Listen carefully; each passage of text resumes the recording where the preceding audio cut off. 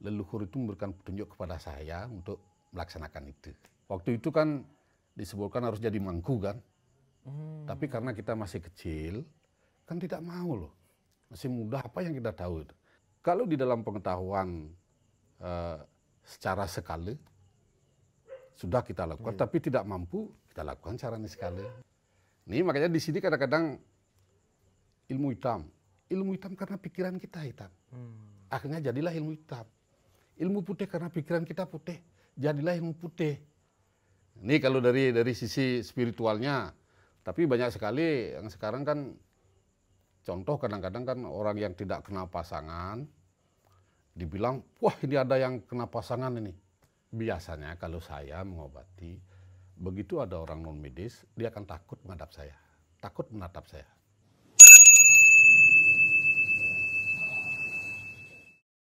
Om Swastiastu. Salam Rahayu pemirsa Hindu Channel.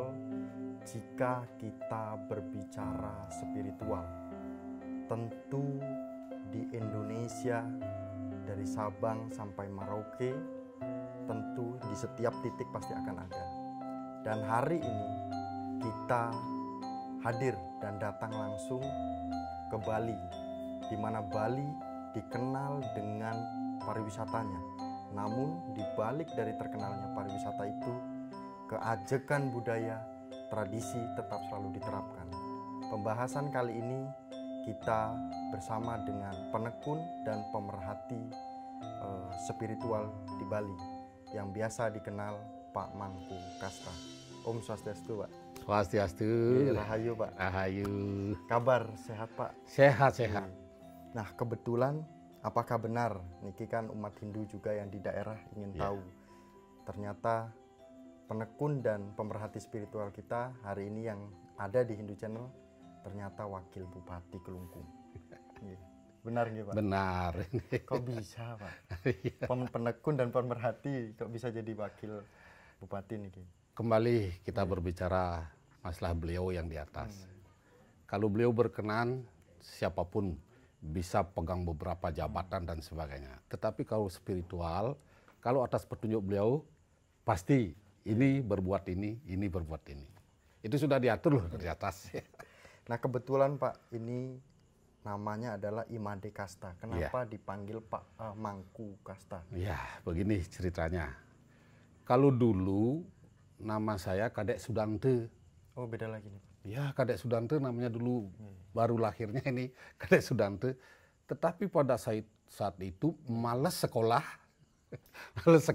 digantilah namanya menjadi Made Kaste.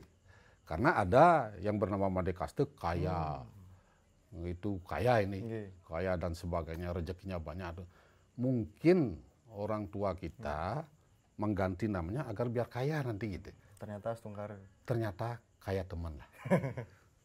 Nah, Pak Mangku, ini takut salah. Ini benarkah ini adalah tempat kamar atau gedong suci ya? Gedong suci dari Pak Mangku. Ini takut dari pemirsa Hindu Channelnya atau kru-kru dari Hindu Channelnya ada salah mungkin masuk etikanya atau seperti apa untuk memasuki gedung ini, Pak? Sepanjang kalau kita berbicara tentang beliau, ini tentang beliau, jangan yang lain-lainnya ya. Kalau tentang beliau kenapa tidak? Beliau kan tetap memberikan penyebaran pengetahuan tentang beliau. Itu kan banyak sekali. Nah, sehingga dengan demikian kan banyak yang dijual tentang buku spiritual kan. Kalau memang tidak boleh, berarti buku-buku spiritual yang beredar itu kan tidak boleh. Kan. Tetapi ini untuk pengetahuan masyarakat. Di samping itu beliau juga memberikan pengetahuan-pengetahuan tentang kita semua. Pak Mangku, kita lihat tadi banyak sekali yang ngantri di depan. Masyarakat Bali, mungkin ada yang dari luar juga. Iya. Ini kelebihan apa yang dimiliki oleh Pak Mangku atau apa sebenarnya yang ditekuni itu? Iya, begini loh. Kita bicarakan dari awal jadi spiritual itu bagaimana? Ini dulu ya. Dari spiritual awalnya ya. Kalau bicara dari awal, yang pertama ini kita ada juga yang pertama hambatan-hambatan. Ini sakit kepala, tidak bisa disembuhkan oleh dokter. Udah itu, waktu itu kan masih bibi ada yang memang yang bantu kita kan.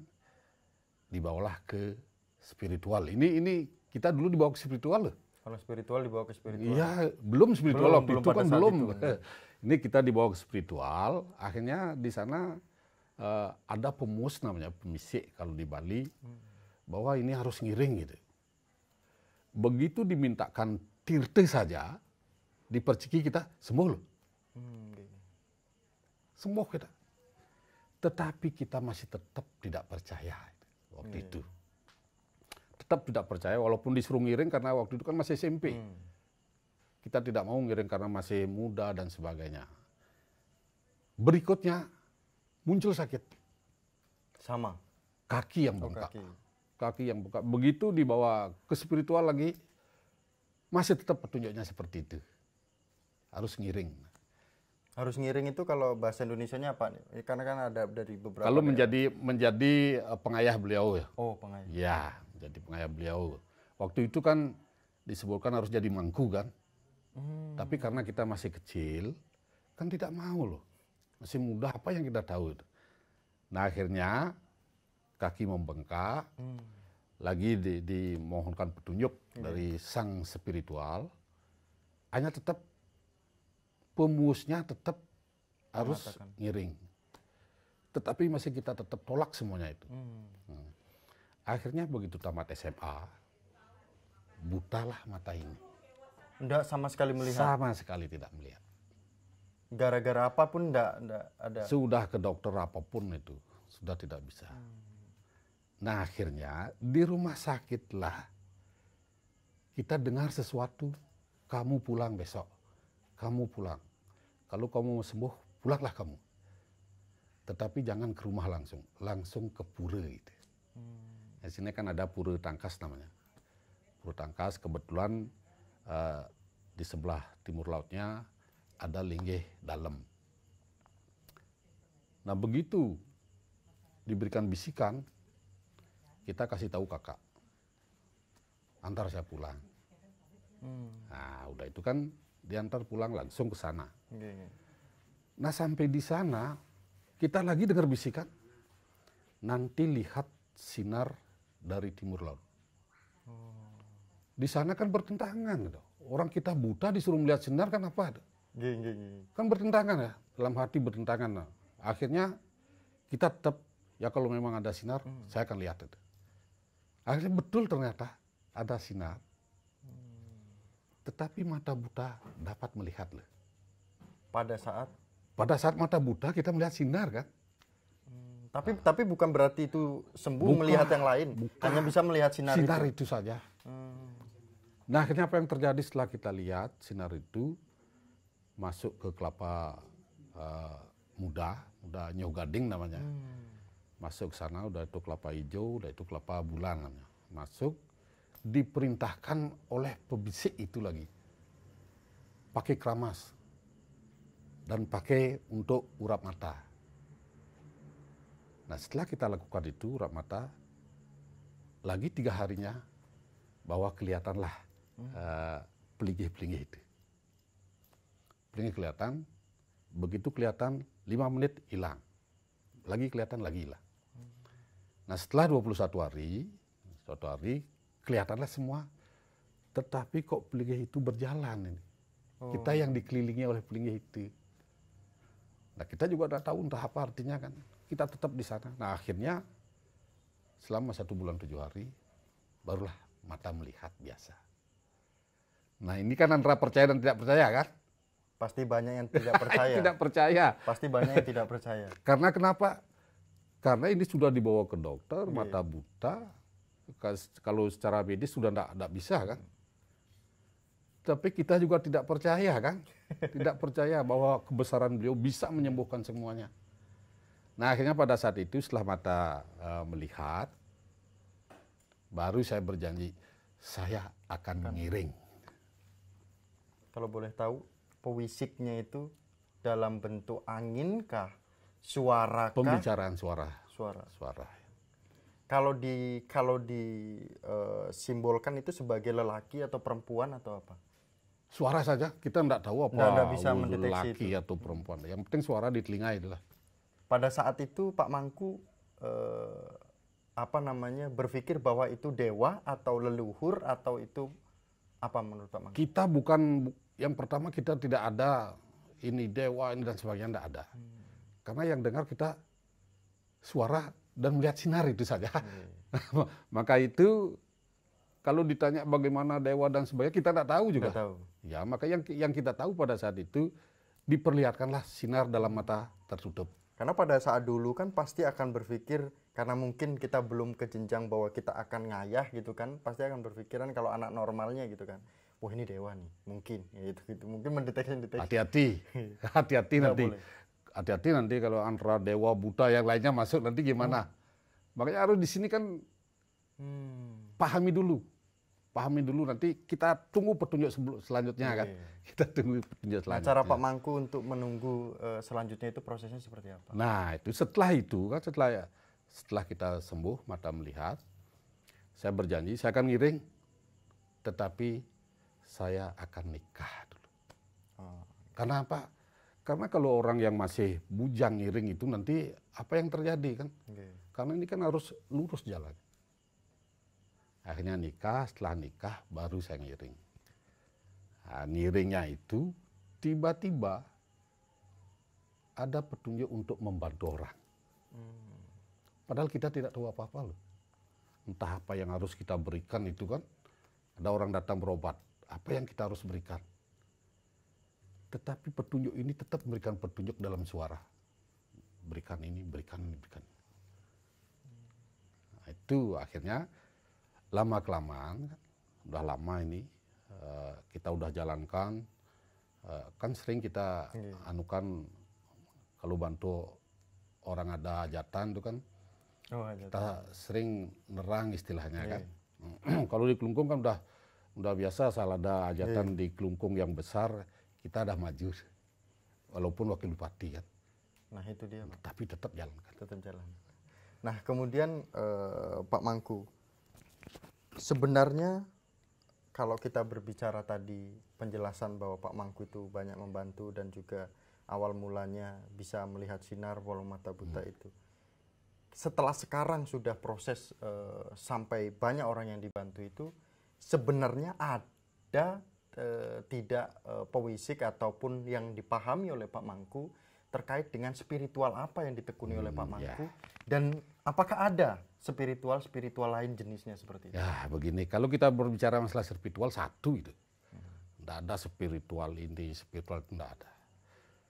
Kalau spiritual, yang namanya saja spirit itu kan belajar tentang roh suci ya. Kalau kita berbicara spiritual, berarti kita berbicara kepada beliau yang di atas. Tidak ada istilah yang lainnya kan. Nah kalau yang ada yang mengatakan bahwa dengan ini, dengan itu, berarti jangan dulu berpikir tentang spiritual. Karena kan sekarang banyak yang namanya jin masuk, kekuatan-kekuatan yang lain masuk. Semua mengatasnamakan spiritual. Dan banyak sekali juga orang-orang sakit seperti itu, ada yang namanya istilah bebai dewa. Ini sama halnya dengan orang kesurupan, kepangluh, dan kerauhan. Itu kalau di pura udah mengatasnamakan dewa dia, padahal dia sakit tubuh bainan. Kalau dibalikan bainan sakit jiwa lah. Nah ini bagaimana cara menangani? Nah inilah yang perlu pengetahuan. Kalau di dalam pengetahuan secara sekali sudah kita lakukan, tapi tidak mampu, kita lakukan secara sekali. Mohonlah petunjuk karena memang beliaulah yang maha penyembuh. Manusia cuma alat saja untuk menjalankan semua itu. Itu yang kita lakukan. Tapi Pak Mangku tetap sering melihat terkait dengan yang tadi berbicara di pura kerawan gitu-gitu. Nah, setelah sekarang kan, karena kini kan kita melanjutkan leluhur juga. Nah, kebetulan dulu kelab kita menjalankan seperti sekarang lah, pengobatan. Nah, udah sekian kali turun-temurun tidak ada yang mengambil. Mungkin leluhur itu memberikan petunjuk kepada saya untuk melaksanakan itu. Nah, akhirnya kita laksanakan. Sekarang cara kita pengobatan adalah dengan pengetahuan. Beliau kan memberikan pengetahuan, bukan dari bisikan saja beliau, tapi memberikan pengetahuan sekarang yang namanya istilah pengetahuannya kalau kita belajar Usada kan ada Buddha Kecapi, ada Sastra Sange, Dasa Aksara dan sebagainya. Nah, perpaduan antara pengetahuan dengan pengetahuan spiritual inilah yang kita lakukan. Itu yang kita lakukan sekarang. Kalau kita berbicara spiritual, sebenarnya bukan ada yang menyampaikan kita kalau bantu orang itu nggak boleh disampaikan. Mungkin ini sebenarnya lewat lewat pertanyaannya. Nggak boleh diomongin to the point karena itu bahaya, akan berdampak pada si pembantunya atau yang membantu. Apakah benar Pak Mangku? Itu benar. Sekarang begini. Karena kalau kita belajar tentang pengetahuan pengobatan, apalagi kita mengambil dasar yang namanya Buddha Kecapi. Di sana jelas-jelas sudah. Jangan sampai membicarakan atau memberitahukan sakit kepada orang yang sakit. Ini sastra ya. Sastra ini. Bukan petunjuk. Tetapi sastra. Buddha Kecapi namanya. Di sana sudah lengkap bagaimana etika seorang pengobat. Bagaimana etika seorang pengusada. Di sana sudah lengkap. Maka yang pertama, seorang pengusada tidak boleh menunjuk bahwa ini yang nyakitin, ini yang nyakitin. Itu secara etika. Secara etika, apalagi sekarang dengan undang-undang kesehatan, nanti bisa pengusada dilaporin ini. Makanya hati-hati jaga ini semua spiritual atau pengusada. Ini jaga, karena banyak sekali yang kita lihat, kan ini yang nyakitin, ini dari sini nyakitin, kan banyak sekali yang seperti itu. Nah ini agar jangan menemukan suatu polemik, artinya ini kan ranahnya ke hukum nanti. Kalau dilaporin itu, yang namanya hukum, maka jagalah etika ini, etika pengobatan. Kalau seorang pengusada, tugasnya mengobati, ya mengobati. Jangan mengatakan ini yang nyakitin dan sebagainya, janganlah. Itu etika kita itu. Dan sudah disusun di dalam sastra Buddha Kecapi. Nah, kemudian Pak Mangku, mohon maaf Niki dipotong lagi, bahwa banyak hal ketika orang yang dibantu oleh Pak Mangku atau pada umumnya sebenarnya konteks spiritual itu seperti itu atau tidak, saya mungkin nggak paham gitu. Cuman yang tanyakan kepada Pak Mangku. Jika kita mengobati seseorang, nah mengobati seseorang, ternyata orang itu sudah kita berikan informasi bahwa kamu itu sakit ini, Anda itu terkena ini, Anda ini terkena ini. Ternyata dia itu percaya, tetapi dia menunggu bukti itu. Nah ternyata nggak terbukti Pak Mangku. Nah bagaimana Pak Mangku ini, mungkin apakah ada orang seperti itu? Ya kita sekarang pakai metode lah. Metode, biasanya seorang spiritual perasaannya peka. Ya peka perasaan. Yang kedua, kita kebetulan kan pakai media. Media ini kebetulan kita dapat juga di Pura kan. Di Pura kita dapat medianya bentuk cincin. Nah ini yang kita pakai apabila ada orang sakit datang ke sini, kita cek dulu. Apakah ini penyakitnya medis atau non medis? Karena apabila penyakit non medis lama-kelamaan akan menjadi medis. Tetapi penyakit medis tidak mungkin lama-kelamaan menjadi non-medis. Ini karena apa? Contoh, umpamanya, ini umpama. Kalau sakit hepatitis. Hepatitis 1 kan tidak boleh minyak. Kalau secara medis, yang diserangkan hati. Ada, kalau dibalik istilahnya, cetek kerikan gangsi. Itu persis tanda-tandanya hepatitis itu. Ini kalau kita tidak paham tentang itu, makanya balian kalau mengobati ini, juru sembuh kalau mengobati, dikasih minyak kan. Nah, inilah tanda-tandanya, nanti kita lakukan pengecekan, kita diagnosis, udah itu prognosisnya bagaimana, perjalanan penyakitnya, cara kita mendiagnosis, dan terapinya. Nah ini apabila kita sudah cek, tidak ada sangkut pautnya dengan non-medis, lebih bagus pengobatannya ke dokter. Bukan kita ngambil kesempatan. Bukan, nggak boleh itu. Bahaya ya Pak Mangku. Bahaya itu. Tapi kan banyak sekali yang seperti ini sekarang. Sudah, kamu beli ini, ya kamu beli ini, kamu beli ini. Besok kirim nomor rekening. Mohon maaf nih Pak Mangku. Nah, kemudian Pak Mangku, ini banyak sekali yang terjadi di lingkungan kita masyarakat. Tidak hanya masyarakat Hindu saja, terkait dengan kata ilmu hitam. Nah, ilmu hitam ini yang kita pahami adalah adanya sebuah kiriman, kemudian terkait dengan gangguan-gangguan keluarga, kemudian karena cemburu terkait dengan penjualan gitu kan. Nah, kemudian ada juga guna-guna supaya seseorang ini terkesima atau cinta atau berkesan dengan saya dan lain sebagainya gitu. Nah, apakah menurut Pak Mangku itu ada? Dan ya saya nggak berani menjelaskan Pak Mangku. Sekarang kan kita tergantung dari sisi mana kita melihat. Kalau kita umpamakan ilmu spiritual itu adalah sama halnya dengan strum, aliran listrik kan. Apabila aliran listrik itu dikasih lampu merah, dia akan nyala merah. Apabila dia dikasih lampu putih, dia akan nyala putih. Padahal alirannya kan tetap satu itu kan. Tetapi hanya banyak orang yang menyebutkan ini begini, ini begini, ini begini. Tergantung kita memanfaatkannya.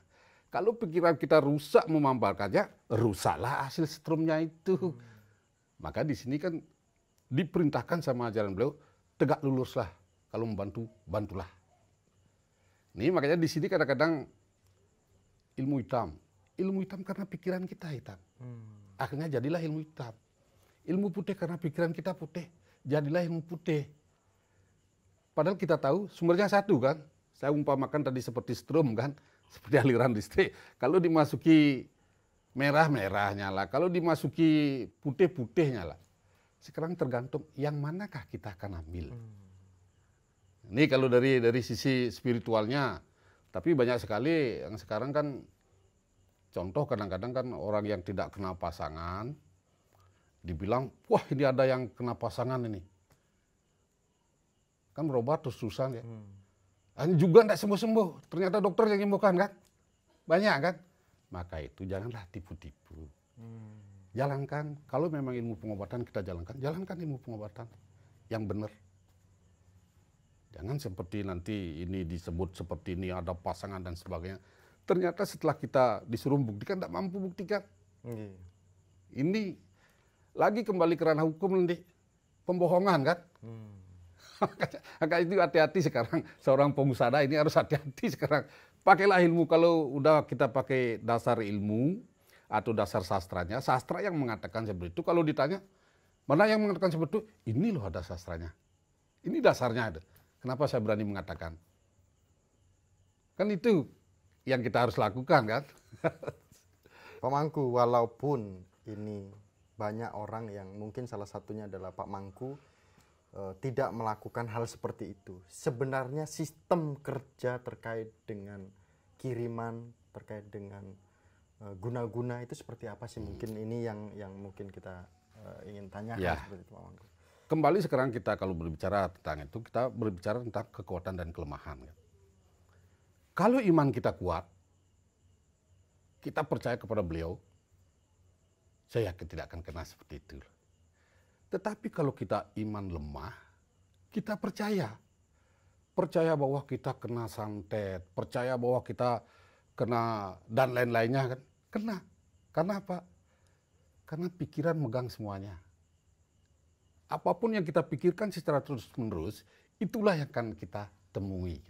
Maka janganlah berpikir tentang negatif, tentang sakit. Kalau bisa berpikirlah tentang sehat, berpikirlah tentang kebahagiaan dan lain sebagainya. Karena endorfin akan bekerja nanti. Banyak ketawa, ini akan bekerja. Sakit 50% dari endorfinnya. Nah, namun Pak Mangku gini, kita imannya sudah merasa kuat karena kita sembahyang rutin, terus berdoa rutin. Namun kan yang mengirim kita, gitu ya, Pak Mangku ini kan mungkin ada yang seperti itu. Yang mengirim kita itu kan sudah niat ke kita. Tetap kita nggak kena atau tetap kita kena? Tergantung persentase kekuatan kita. Nah, sekarang kita, kalau kita sembahyang, kembali kan, sembahyang setiap saat, mengingat beliau setiap saat, jangan setiap purnama tilam ya. Setiap saat, karena begini, Orang yang mengirimkan benda-benda itu, dia akan setiap saat memperhatikan kita. Apabila pora muka kita sudah lemah, akan terus ditambah kekuatannya. Tetapi apabila kita kuat iman kita, walaupun rasa sakit, pada saat keluar, biasakan nanti akan berbalik. Sebab ilmu gaib apabila tidak mencapai sasarannya, kembali kepada orangnya.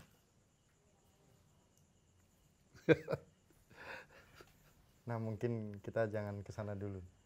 Ini tempat Pak Mangku. Mungkin apakah memang diberikan petunjuk untuk simbol-simbol? Oh, ini kan karena dari dulu kan penglingsir ngiring seperti ini. Maka kita akan lanjutkan. Walaupun kadang-kadang kan orang bilang kok serem sekali gitu kan. Padahal enggak. Tidak ada Ya serem. bagi Pak Mangku. Kita yang datang Pak Mangku sudah panik dari tadi turun dari mobil. Tapi kan cuma bergetar kan. Tidak panik, bergetar. Nah, Pak Mangku izin bertanya terkait dengan bagaimana Pak Mangku membagi waktu. Ya, Gitu. Apalagi tapi tetap Pak Mangku kelihatan fresh. ya. Begini ya. Jangan waktu disuruh ngatur kita. Kitalah yang mengatur waktu. Karena kita diberikan pengetahuan, pemahaman tentang yang lainnya. Inilah kita pergunakan akal, logika, dan sebagainya. Pada saat kita jalankan dua kewajiban, dharma agama dan dharma negara. Dharma agama karena kita bergerak di bidang spiritual, kita jalankan ini, kita yang mengatur waktunya. Dulu kan dari pagi kita ambil menolong orang-orang. Tetapi karena sekarang diikuti dengan dharma negara, harus imbang lah. Maka kita atur jam 6 mulai kita membantu orang. Sampai malam, walaupun jam setengah 4 dan sebagainya, kita tetap bantu. Kalau sebagai manusia normal Pak Mangku, Ya, capek Pak Mangku. capek wajar tuh. Capek wajar, tetapi sakit jangan. Capek wajar Sakit kan? jangan. Capek kan wajar tuh. Tetapi kalau orang penolong sakit, siapa yang akan menolong orang-orang yang memerlukan pertolongan? Maka itu kebetulan beliau memberikan kekuatan itu, beliau sudah memahami dan beliau sudah memberikan kekuatan, oh ini kan orang yang menolong dengan tulus dan sebagainya. Maka saya akan kasih kekuatan yang lebih daripada orang-orang yang tidak menolong. Kekuatan lebih inilah. Maka itu walaupun sampai setengah 4, sampai setengah 6 kadang-kadang ini. Setengah 6, udah gitu habis setengah 6 kita bubaran. Kalau biasa kan saya lari itu, pagi harinya harus lari itu. Kenapa?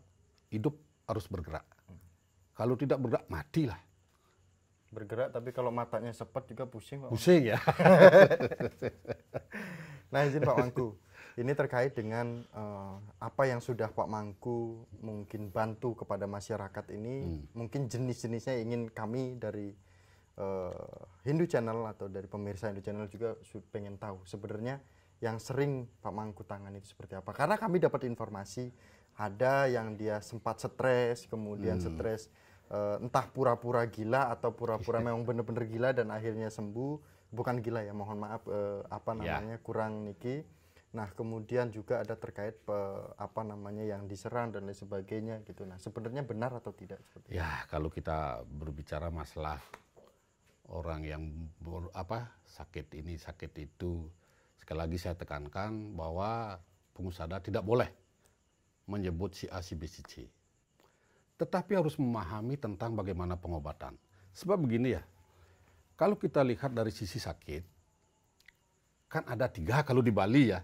Di Bali ada 3, ada panas, tis, dan demulade. Nah ini kalau di cerita Buddha Kecapi, panas, tis, dan demulade. Panas disebabkan oleh Dewa Brahma, tis oleh Dewa Wisnu, demulade oleh Siwa. Apabila disebabkan oleh panas, maka tislah yang mengobati. Itu dulu, kalau sekarang kan udah ada penyakit kanker dan sebagainya, kita nggak tahu ya. Nah, ini pertama dasarnya dulu, dari 3 pengobatan ini, baru akan menyebar. Kalau yang panas menyebabkan apa? Kadang-kadang kan kalau panas sudah tentu di sini kan satu kekering dan sebagainya kan. Ini kan panas juga menyebabkan akan terjadi gumpalan-gumpalan. Seperti sebutan sekarang kanker dan sebagainya kan. Nah disinilah kalau seorang pengusaha bila menolong dia, itu akan dilihat dulu. Bagaimana cara melihatnya? Dilihat dari matanya. Kalau Balian melihat sakit itu dari matanya. Mata Miko. Iya, mata ditatap matanya. Kan ada gambar anak-anak di mata itu. Itu dari sana dilihat.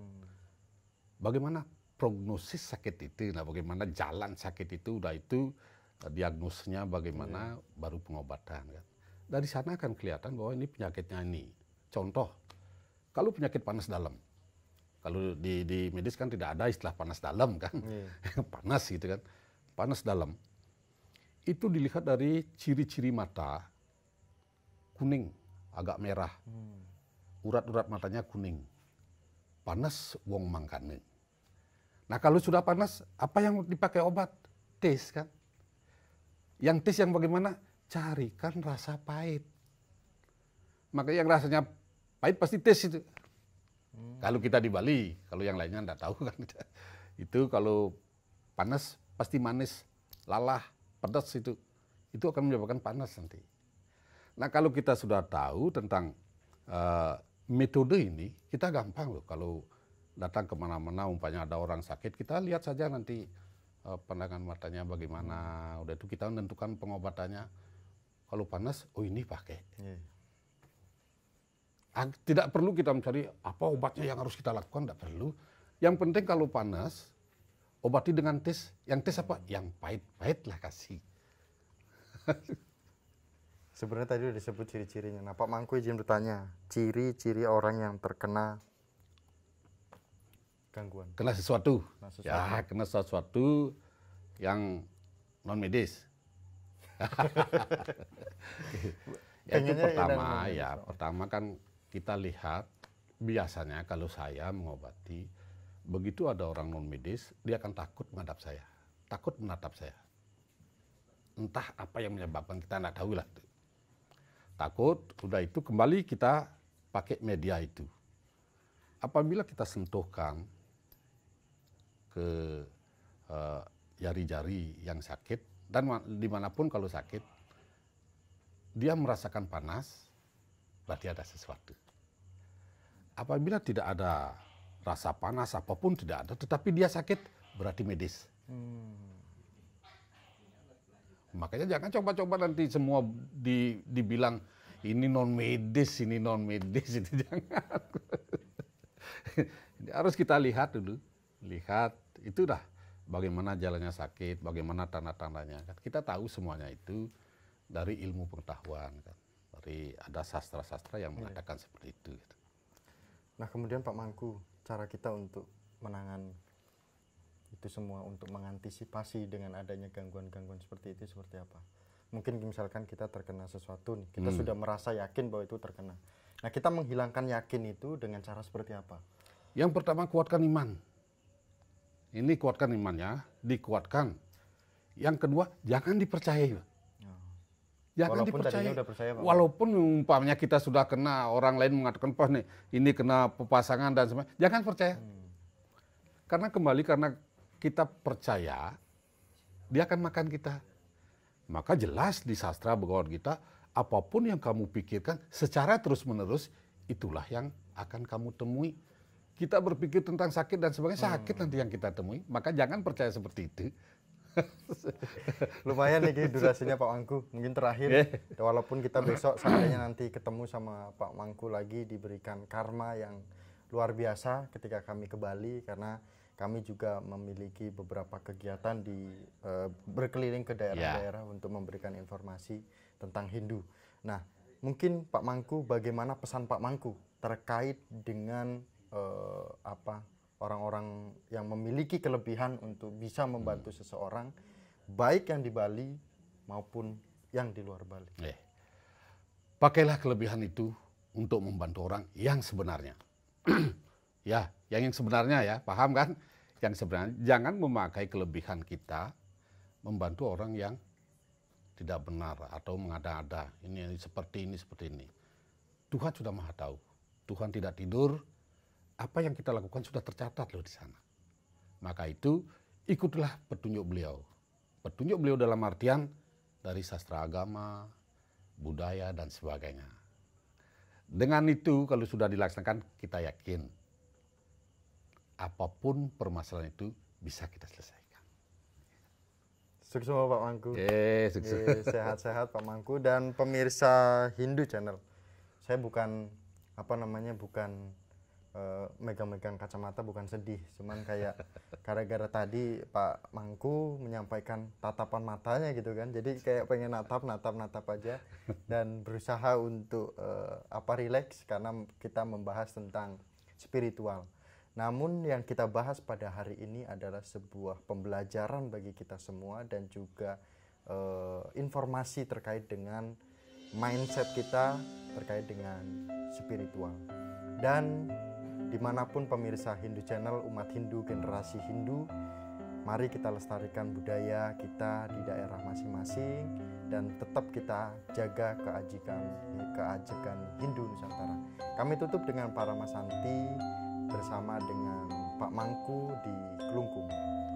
Om Santi, Santi, Santi, Om. Sukses semua Pak Mangku.